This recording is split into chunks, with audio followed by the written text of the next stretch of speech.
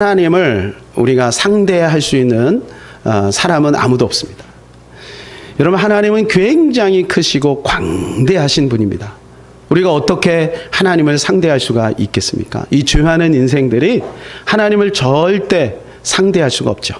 그러나 여러분, 하나님을 상대하고 하나님과 소통할 수 있는 그러한 방법을 우리에게 하나님이 주셨는데, 그것이 뭐냐 하면 믿음이라고 하는 것입니다. 그래서 믿음의 영역이 커지면 커질수록 하나님을 그만큼 많이 경험하게 되는 것입니다. 그러니까 믿음은 사람들에 따라 다 다른 것입니다. 마치 믿음은 시력 차이가 있는 것처럼, 여러분 여기에 봉사가 없으시잖아요. 맹인이 없으시잖아요. 다 눈을 뜨고 있지만 여러분 시력이 다 달라요. 어떤 사람은 제 코까지, 그리고 여기에 주근깨까지 다 선명하게 보이는 사람이 있고, 어떤 사람은 그냥 뿌옇게 보이는 사람이 있다고요. 하나님도 마찬가지예요. 어떤 사람은 굉장히 멀리 있는 것처럼 막연한 하나님으로 그렇게 느껴지는 사람이 있는가 하면, 여러분 지난 한 주간 지내면서도 그 하나님과 친밀감 속에 하나가 돼서 정말 부부 같은 그 관계 속에서 그렇게 지낸 사람이 있어요. 그것은 믿음의 눈인 것입니다. 믿음의 눈이 얼마나 선명하고 분명한가, 이거에 따라서 여러분 하나님의 세계가 보이기도 하고 그렇지 않기도 하는 거예요. 하나님은 우리에게 믿음의 영역을 우리에게 펼쳐주셨어요. 그것이 바로 말씀과 기도를 통하여 그것을 알게 되는 것이죠. 그래서 우리가 말씀을 많이 읽게 되면, 믿음은 들음에서 나고 들음은 그리스도의 말씀으로 말미암는 거기 때문에, 여러분 혹시 믿음이 없는 사람, 하나님이 정말 살아계신가 잘 모르겠는 사람은 성경을 부지런히 읽으세요. 여러분 성경을 계속 읽으면 그 눈이 열려요. 마치 사도 바울이 비닌이 눈에서 싹 벗겨지고 천상에 계신 그 하나님 보좌 우편에 서 계신 예수님이 보인 것처럼, 그렇게 예수님이, 하나님이 분명하고 선명하게 보이게 될 줄로 믿습니다.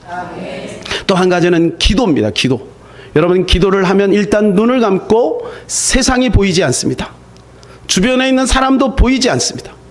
기도를 한다는 것은 세상과 차단하는 것이고, 세상의 소리를 중단하는 것이고, 하나님만 보겠다는 거예요.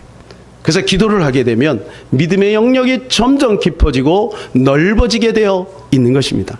그래서 하나님은 오늘 본문에 여러분 히브리서 11장을 통하여 우리에게 믿음을 알려주기를 원하신다라고 하는 것입니다. 여러분의 왕의 재정 부흥회가 끝난 지 이제 2주가 지났어요. 어떠십니까?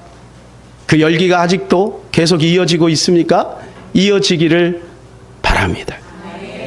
여러분 계속 이어져요. 그래야 실제적으로 여러분 우리의 삶 가운데, 우리의 가정 가운데 하나님의 기름 부으심이, 그리고 주님의 기적이 정말로 실제화 되게 되는 것입니다.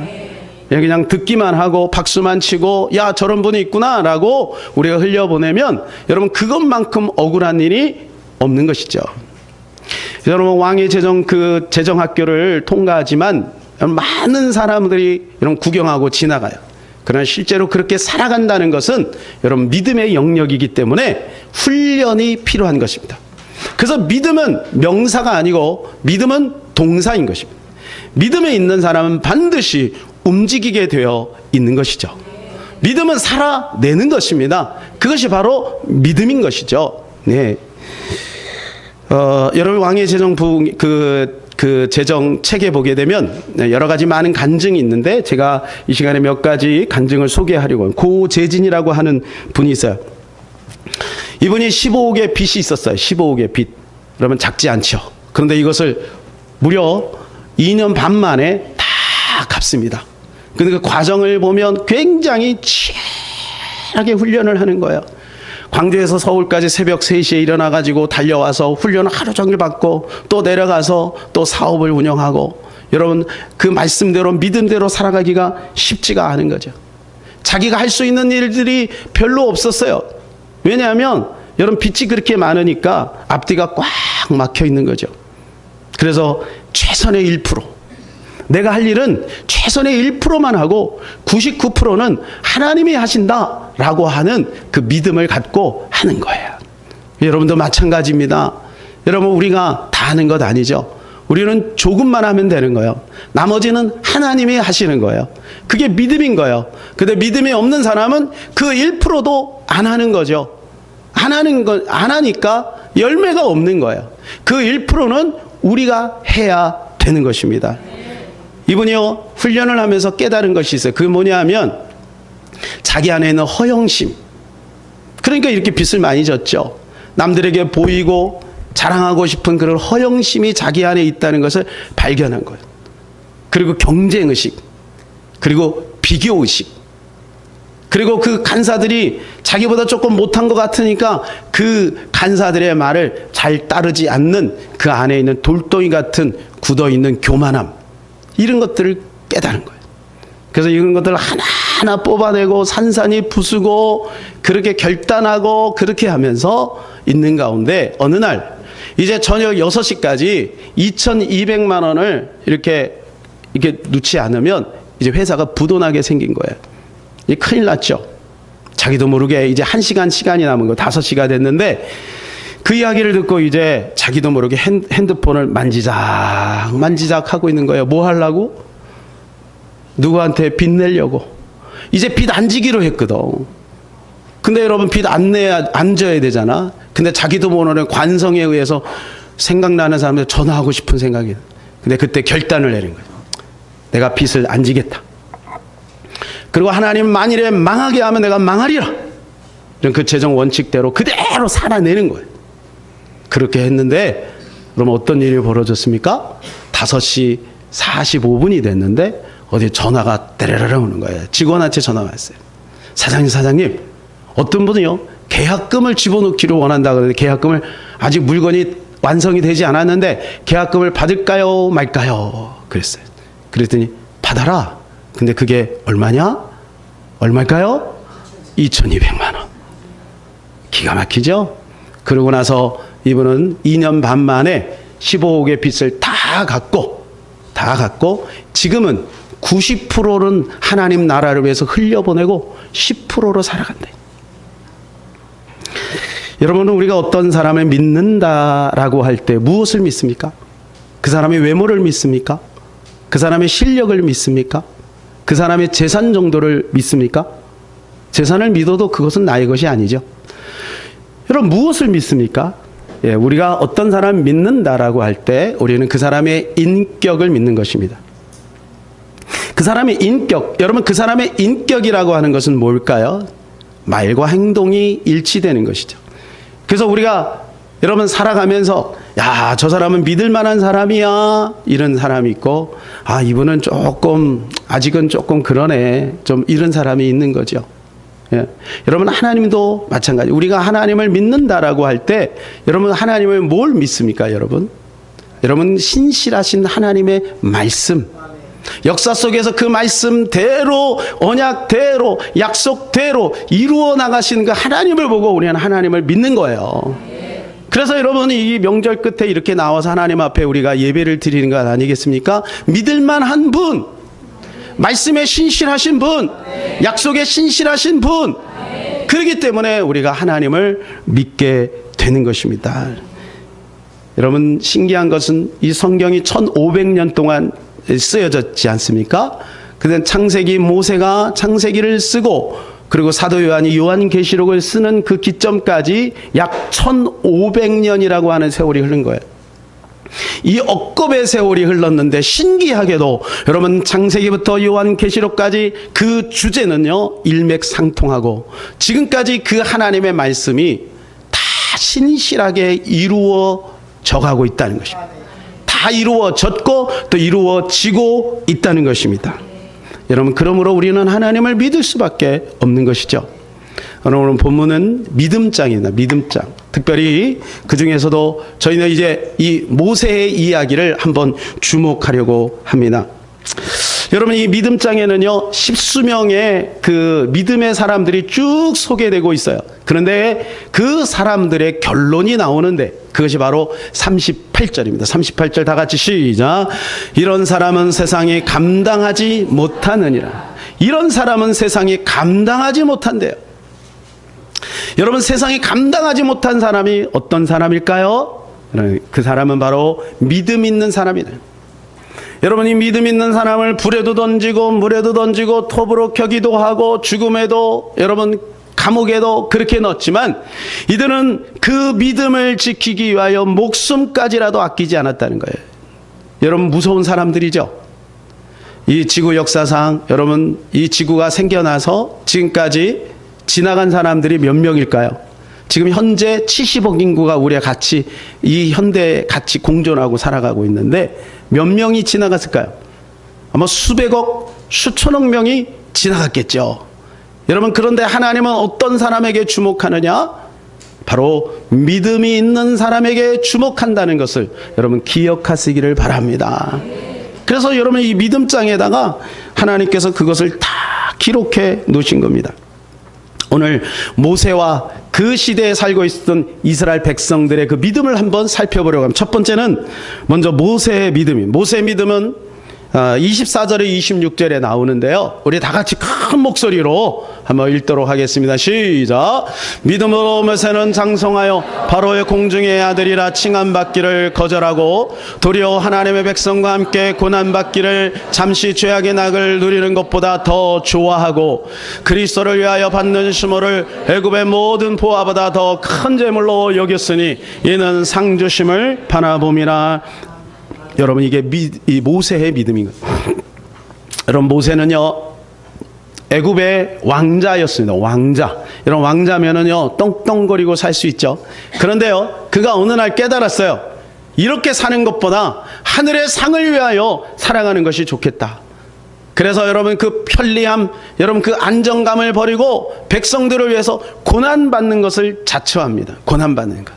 그 고난의 그 용광로 안에 들어가기를 자처하는 거예요. 그래 죄악의 낙을 누리는 것보다 하나님을 위해서 사는 것이 더 좋겠다라고 하는 믿음의 결단을 내리게 된 것입니다. 이것이 바로 여러분 이 즐거워하는 믿음인 것입니다. 여러분 우리 26절을 다시 한번 읽을까요? 예, 시작. 그리스도를 위하여 받는 수모를 애굽의 모든 보화보다 더 큰 재물로 여겼으니 이는 상 주심을 바라봄이라. 누구를 위하여 살았다요? 따고요? 그리스도를 위하여 살았대. 여러분 모세는 그리스도를 봤습니까? 안 봤습니까? 여러분 모세와 그리스도, 예수 그리스도는 수천 년의 사이에 수천 년. 이 수천 년의 사이 속에서 모세가 그리스도를 위해서 살아야돼요. 여러분이 여기에서 중요한 것을 우리가 교훈받을 수 있어요. 그것은 뭐냐? 여러분이 그리스도를 위하여 하나님의 영광을 위하여 교회를 위하여 하나님의 나라를 위하여 포기하고 헌신하고 수고하는 그 모든 것들은 먼 훗날 주님이 평가하실 때 네가 나를 위하여 수고하였구나 라고 그렇게 평가하신다는 거예요.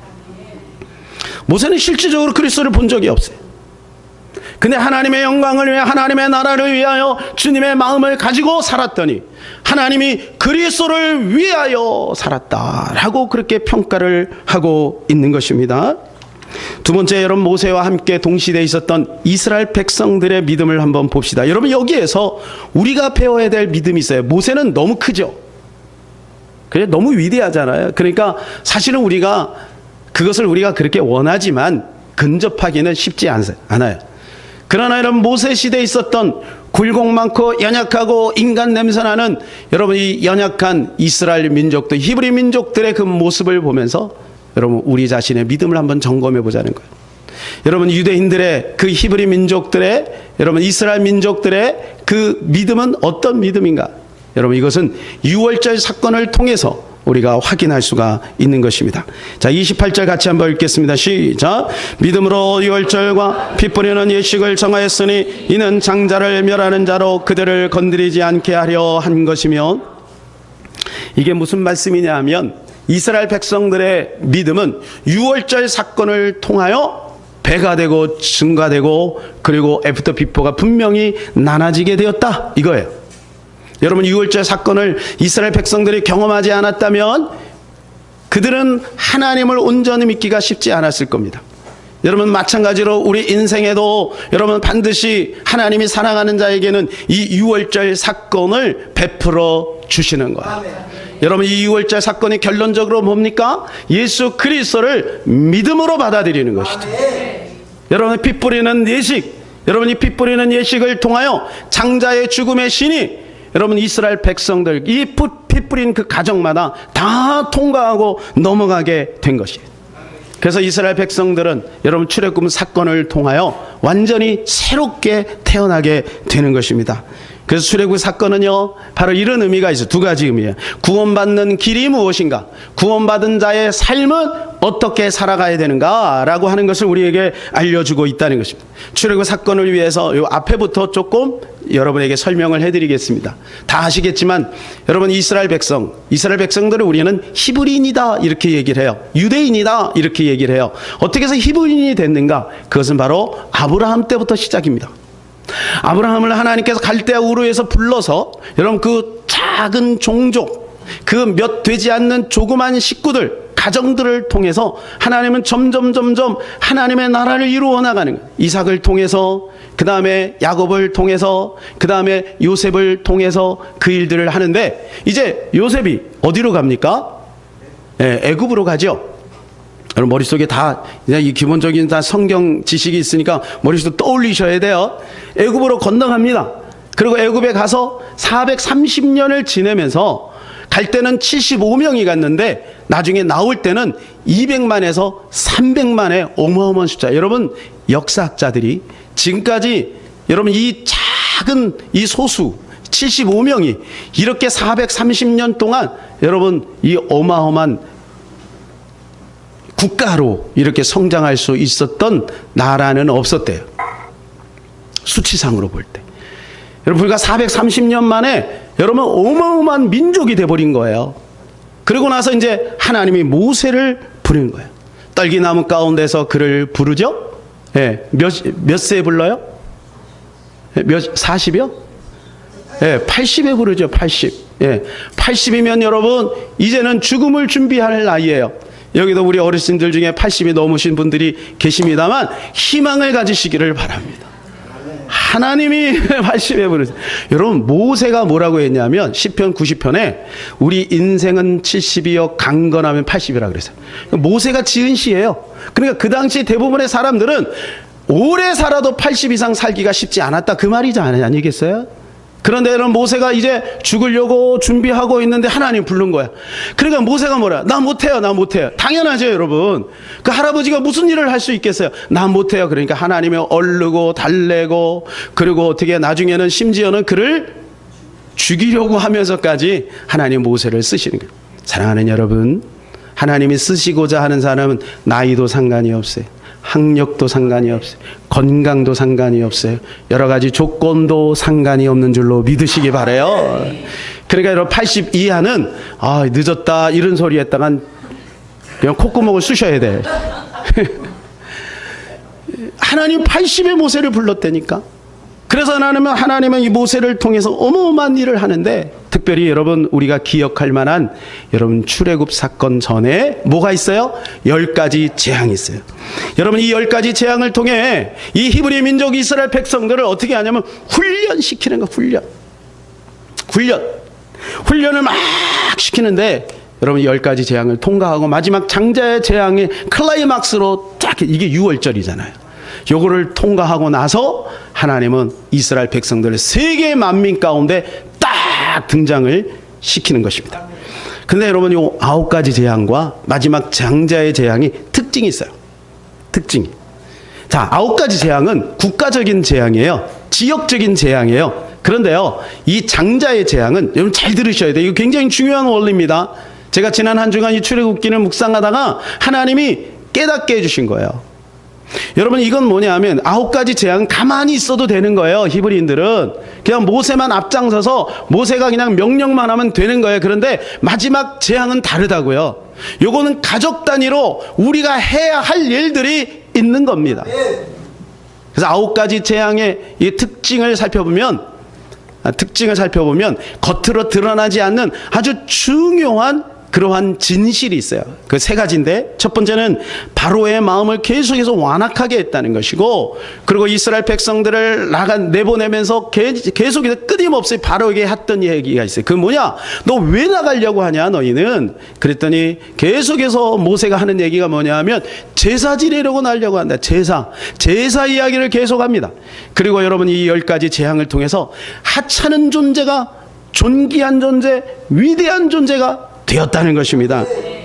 첫 번째, 바로의 마음이 계속 완악해졌다는 거예요. 그런데 여러분, 우리가 알죠? 바로의 마음을 완악하게 한 분이 누구예요? 그렇습니다. 하나님이 바로의 마음을 완악해. 그냥 한 번에 그냥 딱 나가게 하면 얼마나 좋았을까? 그런데 9가지 재앙을 통과해야 돼. 10가지 재앙을 통과해야 돼. 그래야지 나간다는 거예요. 여러분, 왜 그렇게 했을까? 왜 바로의 마음을 계속해서 완악하게 만들었을까? 거기에 이유가 있지 않겠습니까? 출애굽기 4장 21절입니다. 같이 읽읍시다. 여호와께서 모세에게 이르시되 내가 애굽으로 돌아가거든 내가 내 손에 준 이적을 바로 앞에서 다 행하라. 그러나 내가 그의 마음을 완악하게 한즉 그 백성을 보내주지 아니하리니. 예, 하나님이 다 스케줄을 잡아놓은 거예요. 너 아무리 해라, 계속해라. 그러나 바로의 마음은 좀처럼 흔들리지 않을 거야. 여러분, 바로의 마음이 흔들렸어요. 그러나 다시 완악해지고 흔들렸다가 다시 완악해져요. 왜 그럴까요? 이스라엘 백성들이 이제 제사 지내러 나가야 합니다. 그랬더니 뭐라고 해요? 처음에는 야, 그냥 여기서 해, 여기서. 그랬더니 뭐라 그래요? 안 돼요. 여기서 하면 애굽 사람들이 싫어해요. 나가야 돼요. 그래? 그러면 장자, 그러니까 어른들, 장성한 어른들만 데리고 나가. 어린아이야. 그 다음에 처자는 여기다 둬. 그래요. 안 돼요. 우리는 다 나가야 돼요. 그래? 그러면 나가라. 근데 양과 소는 여기에 두어라. 사랑하는 여러분, 바로는 누구를 뜻하나요? 영적으로 마귀를 뜻하는 거예요. 유월절은 뭔가요? 구원입니다. 구원이에요, 구원. 여러분, 마귀가 우리를 공격하는 것이 그거예요. 여러분, 안 돼. 너 구원받으면 안 돼. 그런데 나 구원받았어? 그런데 가족들은 안 돼. 여러분, 지금도 그것을 놓고 씨름하는 분들이 있죠? 가족들은 안 돼. 아빠는 안 돼. 할아버지는 안 돼. 자녀들은 안 돼. 나는 잘 믿어도 자녀들은 대충 믿어도 돼. 여러분, 이런 마음들을 끊임없이 심어주는 거예요. 그리고 나중에 결정적인 건 뭐예요? 너 제사는 안 돼. 다 믿어요. 다 믿어요. 근데 재산, 여러분, 이것 우리가 바꾸려고 하는 거예요. 왕의 재정이 뭐예요? 이것도 주인이 주님입니다. 이거 선포하는 거예요. 마지막 순간에 붙들고 있는 것이 이거예요. 그런데 여러분, 이거 하나님 앞에 온전하게 믿음으로 여러분, 우리 자신을 하나님 주인 삼을 때 하나님의 역사가 나타난다는 거예요. 이것을 우리가 배워나가고 있는 것 아니겠습니까? 예. 두 번째는 뭐냐면 제사를 지내야 된다라고 하는 거예요. 제사. 자, 출애굽기 8장 27절 시작. 우리가 사흘길쯤 광야로 들어가서 우리 하나님 여호와께 제사를 드리되 우리에게 명령하시는 대로 하려 하나이다. 여러분, 출애굽의 목적은 장소적인 의미와 그 다음에 영적인 의미가 있는데, 출애굽에서 어디로 가려고 하는 것입니까? 장소적인 의미는 가나안이 목적인가? 가나안. 여러분, 가나안은 왜 가나안이죠? 여기서도 예수님을 나타내는 거죠. 가나안, 그곳에서 예수님이 오시기 때문에 하나님은 가나안을 아브라함 떠나지 말고 이삭도 떠나지 말고 야곱도 다시 돌아오게 하고, 그리고 요셉이 잠깐 이쪽으로 왔지만 다시 또 가나안 땅으로 가게 하는 거야. 영적인 의미는 뭔가요? 여러분, 지금까지 하나님만 섬기는 민족은 없었어요. 근데 그 소수민족을 통하여 신정국가를 만들고 하나님만 제사하는 그러한 거룩한 나라로 세우기를 원하시는 거예요. 여러분, 하나님이 이스라엘 백성들을 택하여 세운 목적이 뭡니까? 이유가 뭡니까? 그들이 훌륭하고 위대하기 때문이 아니라고 나와 있습니다. 그들이 오히려 약하기 때문에 하나님이 그들을 택했다라고 그래요. 무슨 말이에요? 하나님이 하시겠다는 거죠. 하나님이 일하시겠다는 거죠. 그리고 여러분, 그 일들을 통해서 하나님은 하나님 나라의 초속을 이루어 나가는 거예요. 여러분, 우리가 영적인 이스라엘 백성인 것입니다. 그래서 하나님 우리를 통하여 여러분이 신정국가 거룩한 하나님의 나라를 이루어 나가는데 우리가 쓰임받기를 원하신다는 것. 그런데 거기에 중요한 키워드가 있으니 그게 뭐냐 하면 제사인 것입니다. 그래서 여러분, 출애굽기를 여러분 잘 보시면 40장에서 무려 3분의 1이 제사제도에 대해서 쭉 이야기합니다. 여러분 출애굽이잖아요. 출애굽. 그러면 나와서 가나안에 들어가는 것만 설명하면 되지. 거기 왜 제사제도가 들어갈까요?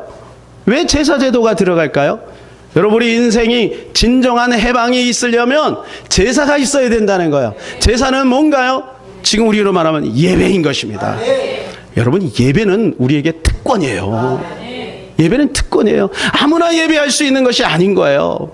여러분 이스라엘 백성들만 하나님께 예배할 수 있는 길을 열어주신 거예요. 다른 민족들은 여호와 하나님께 예배하고 싶어도 예배를 못 드려요. 제사를 지내는 방법을 몰라요.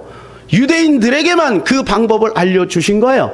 그러니 여러분 오늘 예배드리는 우리 후대들이요, 예배드리는 우리 모든 성도님들이요, 기뻐하시기를 바랍니다. 우리가 하나님 앞에 예배할 수 있는 특권이 주어졌다니까. 이것이 바로 하나님이 이스라엘 백성들을 부르신 목적, 성도들을 부르신 목적인 것입니다. 세 번째는 하찮은 존재에서 위대한 존재로 바꾸어졌다는 거예요.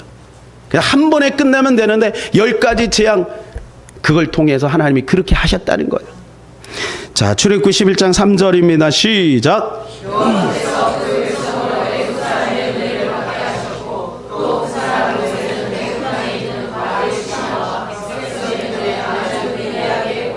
어떻게 보였다고요? 위대하게 보였다는 거예요. 여러분 보세요. 히브리인들은 지금 뭐예요? 노예예요, 노예. 여러분 그때 당시 노예는요, 소, 돼지, 개와 똑같아요. 사람을, 그 노예를 죽여도 상관이 없어요. 재산이에요, 재산.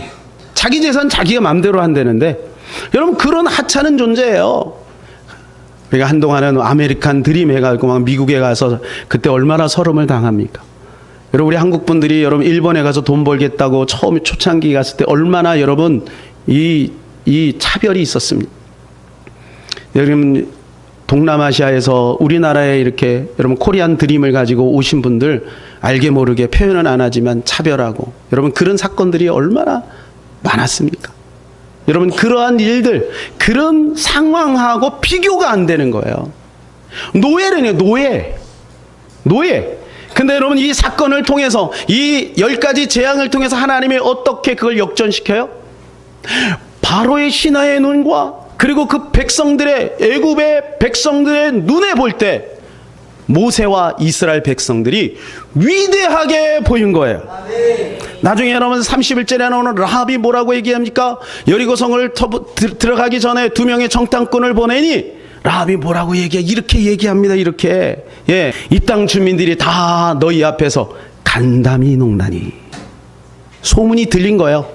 10가지 재앙을 통하여 만나와 메추라기를 불기둥, 구름기둥, 홍해를 가르시고 여러분 요단강을 여러분 가르신 그 하나님의 위대한 것들이 소문에 들린 거예요. 그러니까 이들이 벌써 지레 겁먹고 벌벌벌벌 떠는 거예요. 여러분 이 과정이 바로 하나님이 하시는 과정인 것입니다.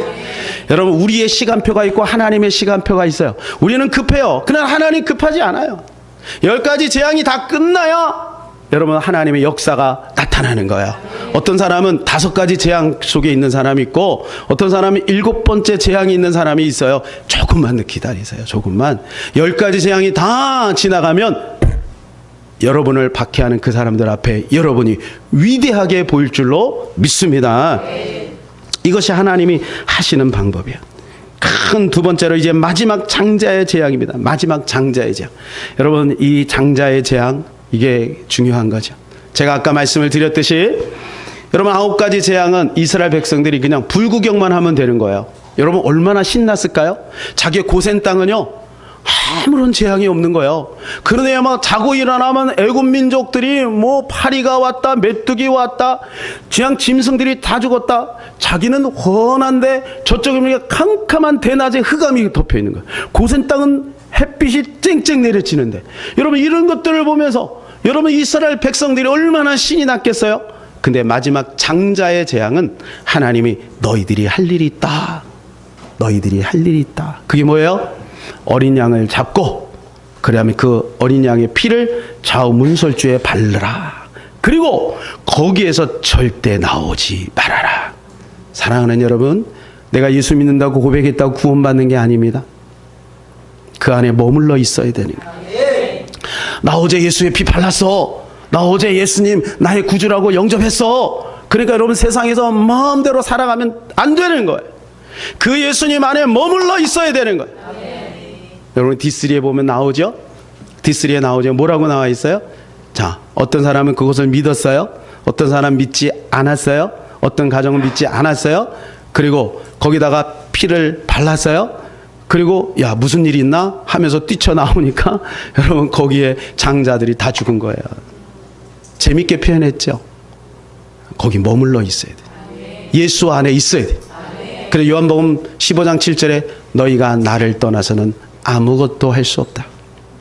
예수님 안에 있어야 여러분 우리의 삶의 열매가 맺혀지게 되는 것입니다.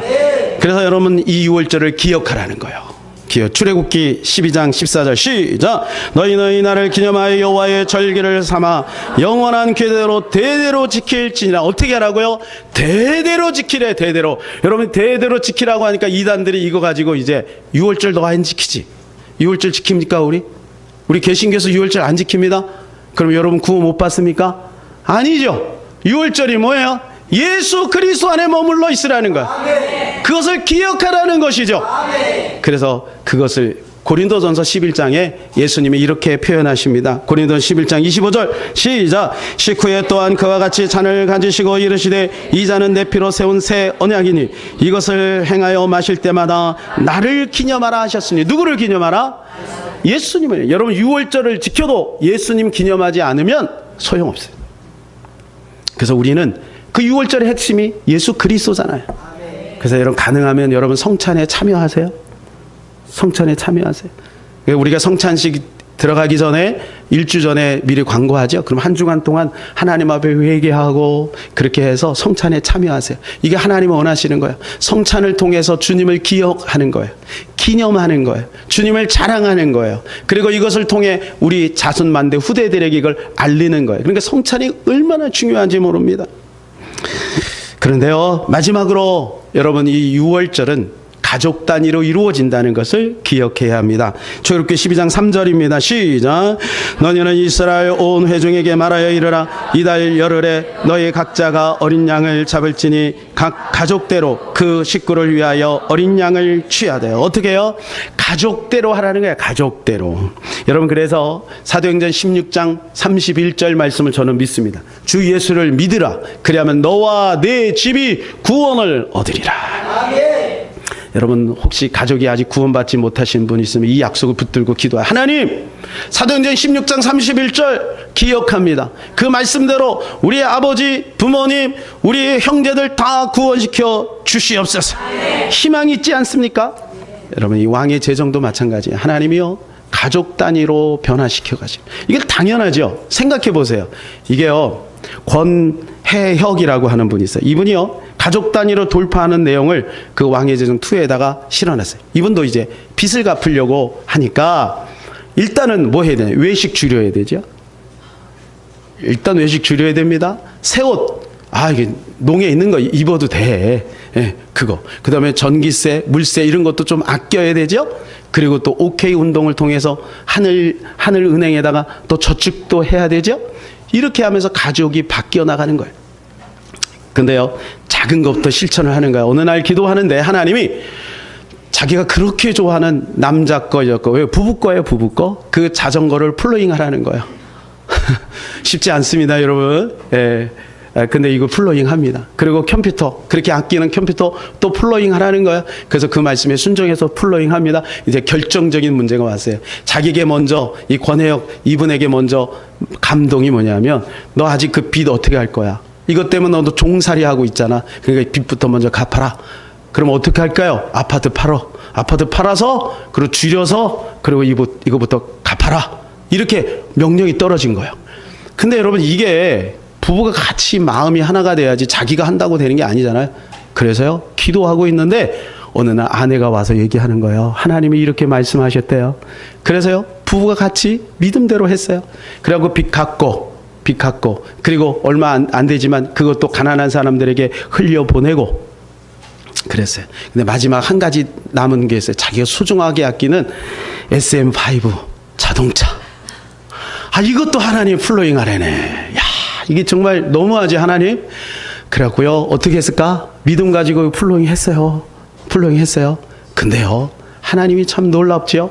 그 재정학교 하는데 500여 명이 이렇게 있는데 그 자리에서 누군가를 통해서 벤츠를 풀로잉을 받습니다.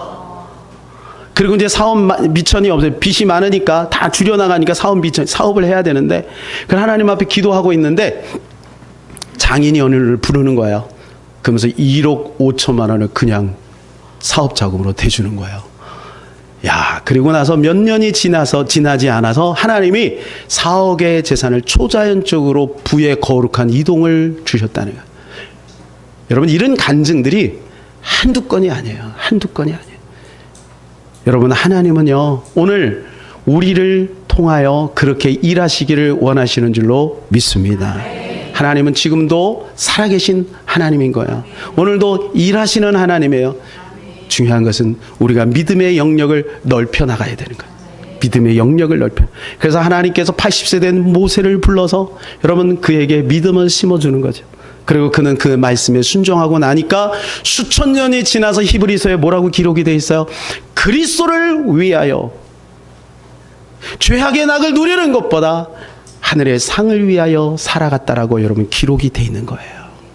그리고 이스라엘 백성들, 여러분 그 노예로 있던 버림받은 그런 이스라엘 백성들을 하나님께서 믿음의 훈련을 통해서 여러분 출애굽 사건을, 여러분 유월절 사건을 통하여 그들에게 믿음을 훈련시켜서 나중에는 하나님께 그 히브리 민족을 통하여 하나님의 영광이 나타나지 않습니까? 사랑하는 여러분, 하나님 우리를 통하여서도 그 일을 하게 될 줄로 믿습니다. 그러면 우리는 무엇을 해야 될까요? 믿음의 훈련을 계속해서 이어가는 저와 여러분 되시기를 우리 주 예수 그리스도 이름으로 축복합니다. 이 시간에 우리가 이 찬양을 같이 하기를 원합니다. 우리 복음성가 294장에 하나님은 우리의 피난처가 되시며, 이 찬양 같이 하겠습니다. 여기 후렴보면 이런 내용이 있어요. 너희는 가만히 있어 주가 하나님 됨을 알지어다. 열방과 세계 가운데 주가 높임을 받으리라. 하나님은 그렇게 일하시게 될 것입니다.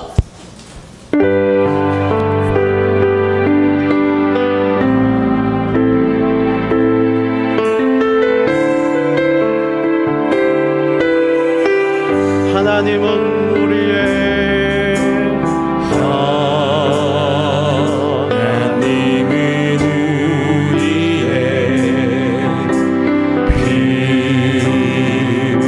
피난처가 되시며 환난 중에 우리의 힘과 도움이시라. 우리 한 번 더 합시다. 하나님은 우리의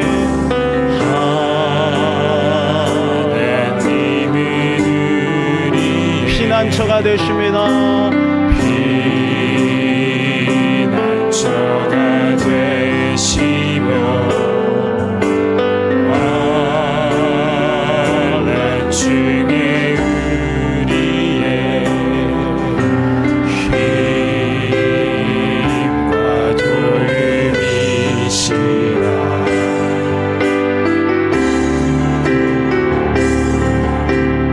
너희는 가만히 주가 하나님 됨 알지어다.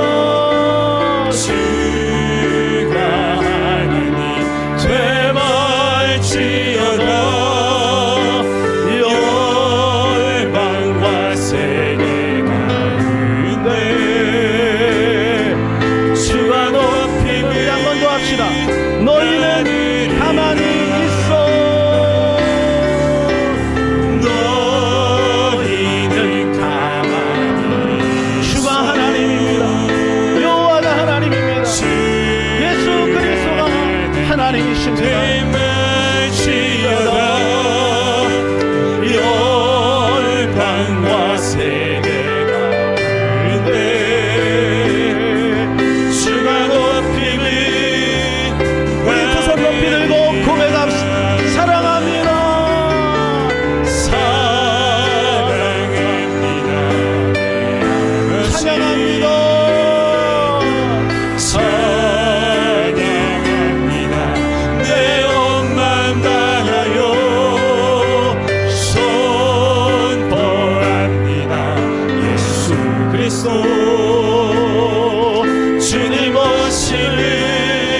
다시 한번 우리 그 자리에 일어나서 사랑합니다. 우리 마음을 다하여 주의 이름을 높입니다. 마음을 다하여 주님을 찬양합니다. 주님을 찬양받기에 마땅하신 분입니다. 선포합니다. 예수 그리스도 주님 오심을 기다리오. 가슴에다 손을 얹고 하나님 나에게도 모세의 믿음을 허락하여 주시옵소서. 백성과 함께 고난받기를 잠시 죄악의 낙을 누리는 것보다 더 좋아할 수 있는 즐거워하는 믿음을 갖게 하여 주옵소서. 이는 하늘의 상을 바라보기 때문입니다. 하나님 믿음으로 살기를 원합니다. 말씀으로 살기를 원합니다. 믿음으로 살아내기를 원합니다. 그렇게 할 수 있는 결단과 실행력을 허락하여 주시옵소서. 그래서 우리도 주님의 영광을 드러낼 수 있도록 도와주시고 우리의 가문이 바뀌게 하여 주시옵소서. 이 시간에 주여 한번 하고 기도하겠습니다. 주여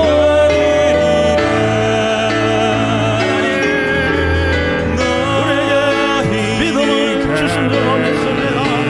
모세에게 주셨던 그 믿음을 허락하여 주옵소서. 하나님의 백성과 함께 고난받기를 잠시 죄악의 날을 누리는 것보다 더 좋아하는 하나님을 즐거워하는 믿음으로 사는 것을 즐거워하는 믿음을 갖게 하여 주시고 영원한 하늘나라를 바라보며 주의 영광을 위하여 살아가는 은혜가 될 수 있도록 도와주옵소서. 하나님 믿음의 삶이 쉽지만은 않습니다. 하나님 결단이 필요하고 고난이 하나님 우리가 포기할 것을 포기해야 되지만 거기에 하나님의 계획이 있는 줄로 믿습니다. 거기에 하나님의 기적이 숨어있는 줄로 믿습니다. 하나님 믿음으로 살아낼 수 있는 우리가 되게 하여 주시옵소서. 아멘 아멘. 그렇습니다. 주님, 믿음의 사람들은 그 커튼이 쳐져 있을 때 답답하고 힘들지만 믿음으로 살아낼 때 커튼을 젖히고 그 너머에 있는 또 다른 세계를 보았습니다. 하나님 우리에게도 그러한 믿음의 눈이 열려지기를 원합니다. 반복되는 인생이 아니라 사주팔자 운명에 묶여있는 우리가 아니라 이것을 초월하여 성경에 기록되어 있는 수많은 믿음의 사람들처럼 그렇게 믿음으로 살아냄으로 말미암아 주의 영광을 드러내는 우리가 되기를 원합니다. 이 땅에서 뿐만 아니라 하나님 앞에 섰을 때도 잘했다 칭찬받는 우리가 되기를 원합니다. 고통 있고 결단 있고 헌신이 있어야 되지만 우리도 그렇게 주의 영광을 드러낼 수 있는 삶을 살아갈 수 있도록 우리 사랑하는 귀한 성도들을 축복하여 주시옵소서. 우리 주 예수 그리스도 이름으로 기도하옵나이다. 아멘.